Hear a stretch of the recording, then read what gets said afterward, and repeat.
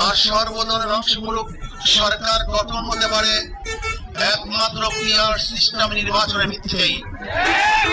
তাহলে কেন বিএনপি মানছে না, কারণটা কি আমি তো বুঝি না। অবশ্যই বিএনপি কেও পিআর সিস্টেমে নির্বাচন মানা উচিত। সংস্কার চাই। বিএনপি বলছে আমরা সরকার গঠন করে ক্ষমতায় গিয়ে সংস্কার করব। প্রথম প্রশ্ন হলেই আগামীতে বিএনপি ক্ষমতায় যাবেন, এই গ্যারান্টি আপনি কে দিয়েছেন? আপনি কিভাবে ভেবেছেন যারা 96 থেকে